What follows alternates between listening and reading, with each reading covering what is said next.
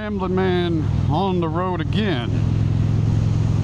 Running errands as always. Seems there's always something to return to Amazon, which gives me a good excuse to run out, as the closest UPS store in Staples is about 25 minutes away. I'm still on the fence about this Osmo Action camera. I think my last run yesterday I felt more comfortable with the color. Right now I'm running back on auto exposure. I had tried to manually select it, and I'm lucky I previewed the footage because I clearly got it wrong. It was way overexposed, way white. I must have forgotten the setting. I got it written down in the house, but was trying to do it in the driveway. So I'll play around with that later. I do have the sharpness increased, and I do have it on full. I do have it rather on wide rather than ultra wide. I think that looked better.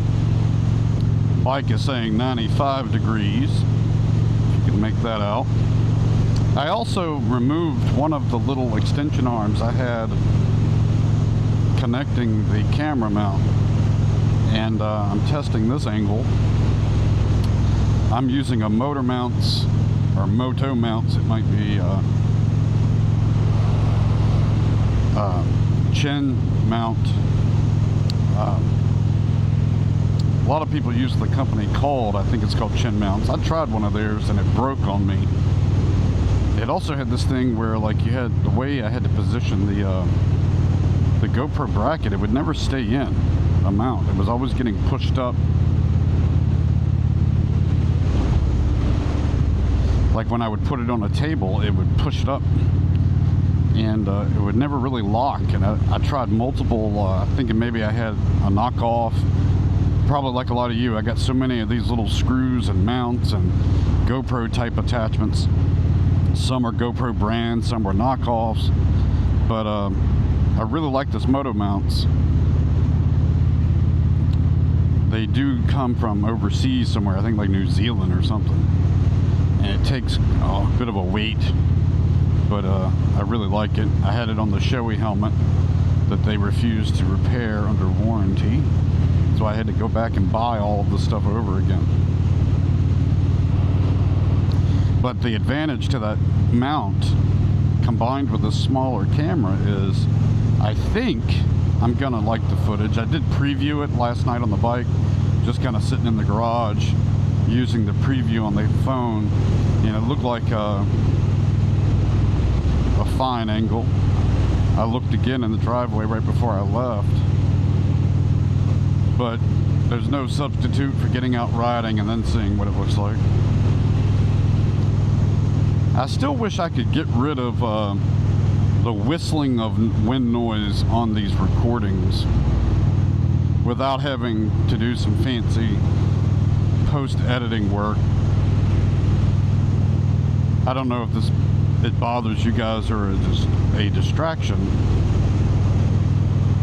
There's a thing called a low cut setting I could turn on, and it might deal with some of that. And maybe when I stop, I'll turn that on, and we'll see how that sounds and do a recording on the way back. But when I heard other channels do it, it sounded kind of this weird muffling noise, or weird muffling sound, and it might actually remove some of the exhaust sound to where it's more like you're on a phone call rather than listening to a motorcycle running.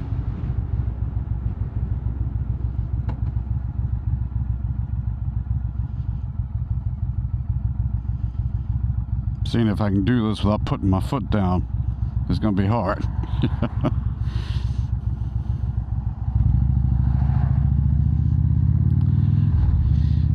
I shouldn't have said something. I probably could have kept it up. Alright guys, I've run my errands here, and I've turned on low cut on the volume to see what the heck that results in, okay? So we'll find out together. Man, it is hot out here. And, you know, I'm probably going to have to be careful and make sure I stop and get some water. I didn't bring any with me today. I usually do. Testing, 1, 2, 3. Testing, 1, 2, 3. Testing, 1, 2, 3. Testing, 1, 2, and 3. Yep.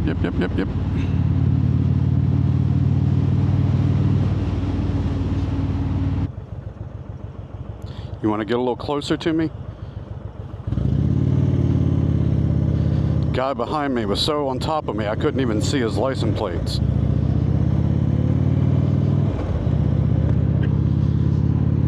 You know, I talk about being predictable, and the problem is that car riders try to predict what you are going to do.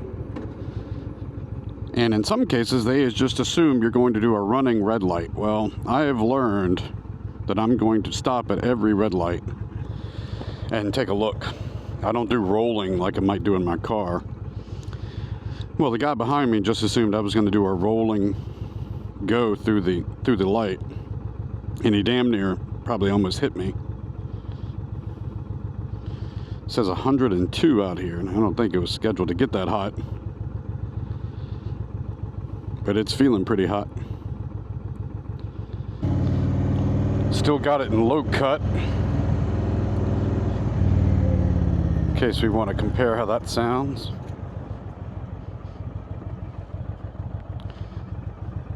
And some people went for it.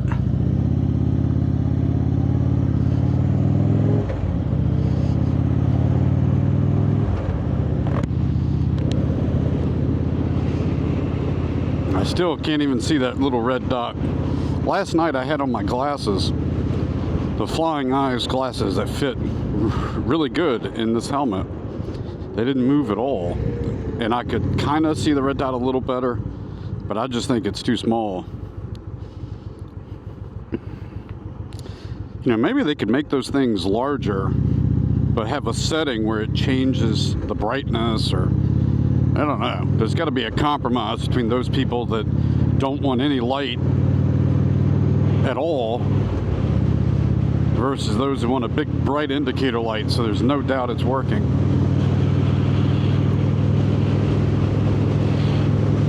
Because right now there's this little red dot, and you know, I can't see it with a quick glance or even a more focused glance. I have to get very close to the mirror to see it.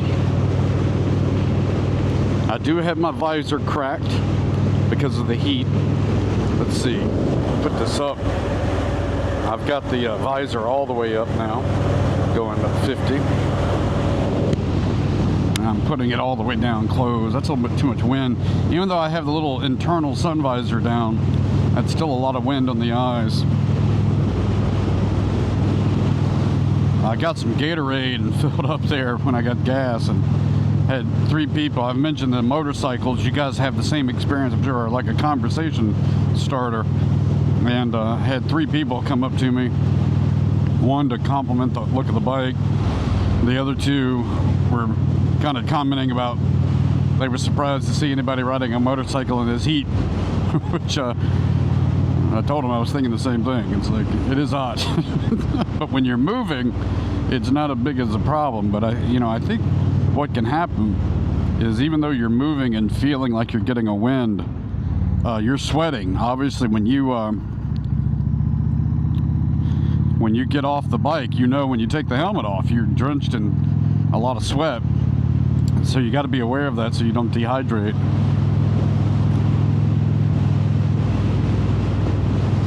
You see, this is what I mean when it says range 264 miles.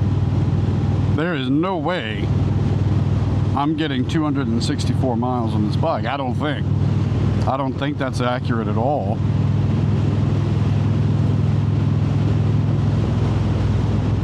I mean, heck, 50 miles per gallon,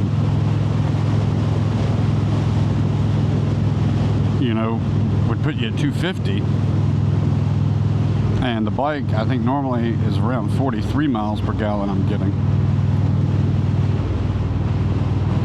You know, I know it's electronic gizmos and they're not accurate, but I wish they were. Now this trues up near the end. It starts telling me something more accurate. I just don't get why it's like that in the beginning.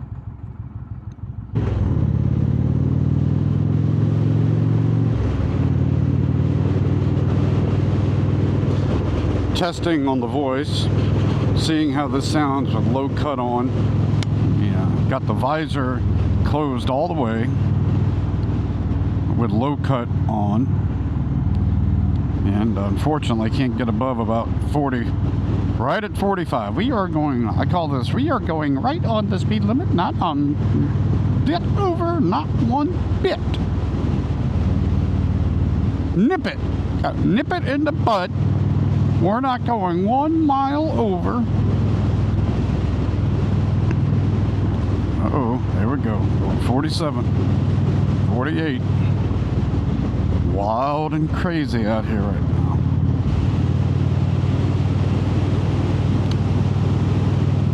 All right, more testing on the voice here with low cut on. See how it sounds.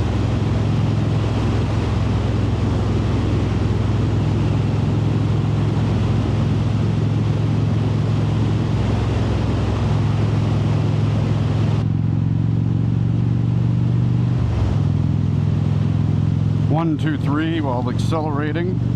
Testing on this audio. What do we think? Is a low cut taking stuff out we want or not want taken out?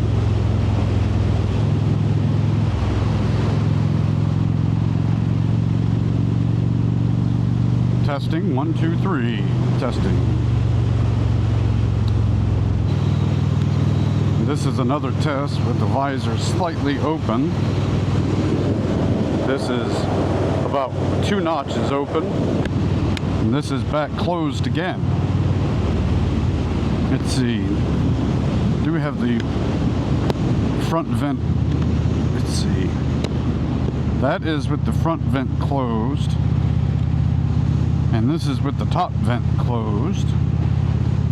Definitely a little quieter inside the helmet. The top vent, not complaining, I'm just saying the top vent produces a little more noise, at least that I can hear inside the helmet. It also seems to be the more effective when it's getting some circulation in the helmet. I've just reopened that top vent. The front vent I just can't feel. So my 3M magnetic tape arrived today, and I'm on the fence about how strong the magnet is. So right now I have the magnet that came with the unit velcroed on the inside of this helmet. Or is it double-sided tape? Actually, it's double-sided tape, not Velcro. Correct that, double-sided tape. And, you know, today on these errands, I took the helmet off 2 or 3 times. I left the wireless mic on, and it didn't fall out, didn't come close to falling out. And my concern with this magnetic tape is it doesn't seem to really have a lot of stopping attachment power, rather. It seems like it could slide very easily. But the advantage to it would be that the magnet that's holding it in right now is just thick enough that it's making this thing rub my chin. Or rub my cheek. Right now, like when I'm talking, the actual transmitter is rubbing my face. And the dead cat is right on my mouth. I've gotten used to it. It doesn't bother me. And as I've said on another recording, it lets me know the thing's still there, right? It hasn't fallen out. But I think with the magnetic tape, it would be just enough distance to maybe take that off. But if I'm worrying about whether it's even going to hold, obviously that's a concern. And to test it, I really kind of need to remove what I've installed that is actually working pretty good. But I may end up doing it as an experiment. All right, this is with the front visor all the way up.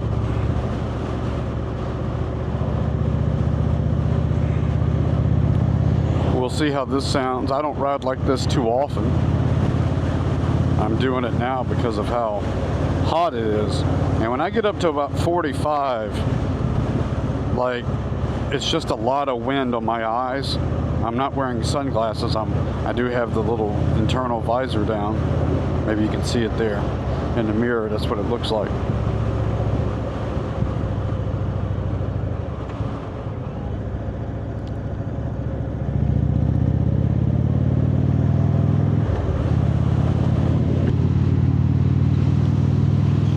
And I put the front visor back down, and it's in the slightly open position. Kind of a final test on the low cut. Imagine I'll be restoring that to its original position, which was off by default. Well, thank you for riding along on this continued test. I'll see you on the road.